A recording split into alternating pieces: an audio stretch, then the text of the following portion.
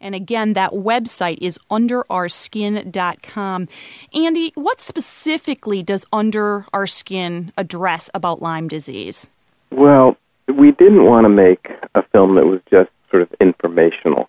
We wanted to reach the greatest possible audience, and in that way we had to leave out a lot. And so we basically, the film is to bring about awareness. And so it shows the personal side, people's lives, people who are suffering, people's, both patients and physicians, whose lives have been derailed because of the issues around this illness. And we also go into those issues, and they are political issues and economic issues and scientific issues. You know, it was interesting when I was watching because, like you said, I mean, on the one hand, it was so touching, and I actually learned a lot, even though I thought I knew a lot about this topic going in.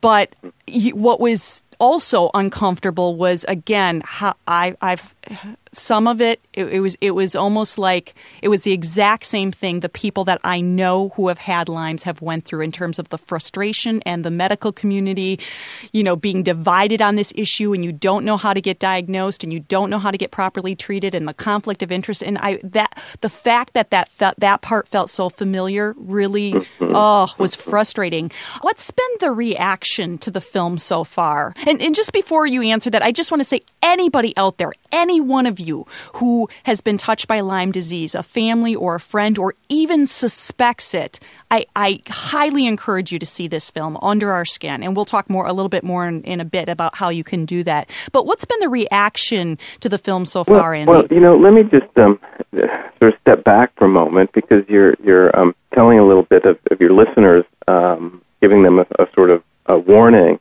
And I just want to sort of throw out some headlines, because I don't think we've done that. And the headlines are that this is a hidden epidemic that's probably large, that is larger than AIDS and HIV in the United States. It's certainly more prevalent than West Nile virus. We're talking about major numbers of people who are affected across the United States who are not being treated, who are not being properly diagnosed and not being treated. So that's the one big headline, that this is a really large epidemic. And the other is that it's commonly misdiagnosed. Yes. And that's something, I think all of us know people who have been diagnosed with one of these many syndromes, such as fibromyalgia, chronic fatigue syndrome, rheumatoid arthritis, lupus, MS, ALS, Parkinson's. The list goes on. They used to call syphilis the great imitator because it imitated other illnesses. And the same thing is true with Lyme disease. It's the new great imitator. And so people are routinely diagnosed with these other conditions, and in many cases, the treatment is harmful and actually just exacerbates the Lyme. So I think I want to throw that out there too, is that you can't just, part of the problem is that the testing is so poor for Lyme. You can get tested in standard tests, standard labs, and it's basically hit or miss.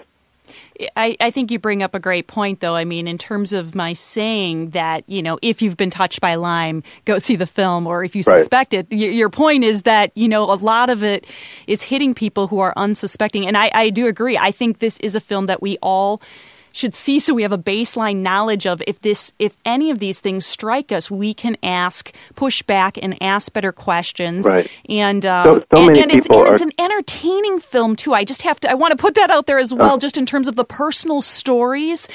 But also, it's so beautifully shot. I mean, it's just a gorgeous film. So on so many levels, you know, this is one of those films we all should see, so that we have the information, but you also will be entertained along the way. And what has been the reaction that you've seen so far to the film? Well, the reaction within, let's call it the Lyme community, has really been overwhelming. I think this is a community that has been shut out for so long, and their story has not been told, and their voices have not been heard. So there's a real sense of excitement around the film and the possibility that it will help change things. People who have not been affected by Lyme disease are shocked that this could be the case, and they look at some of the large larger issues involved, like the issues around our medical research system and our healthcare system and our insurance system and how those are failing us. And understandably, there's a lot of rage around that and sort of a desire to change things. And then some of those, I'll just call them the powers that be, the medical, sort of the gatekeepers of what has kept this issue hidden for so long, have said that the film is long on emotion and short on facts.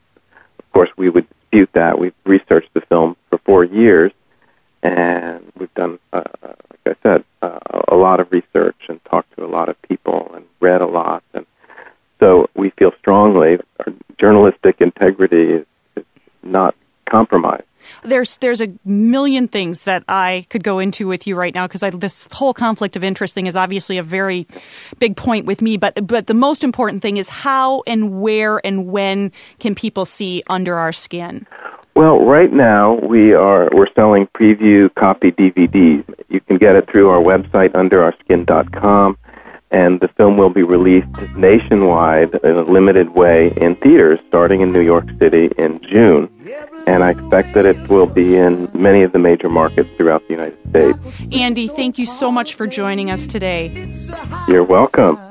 That was Andy Abrams Wilson. His film Under Our Skin is coming soon to a theater near you and is already available as a preview DVD copy. And in the meantime, check out the trailer at underourskin.com or link to Andy through our site, theKathleenShow.com. Stay right where you are, because coming up I have a very personal pick of the week.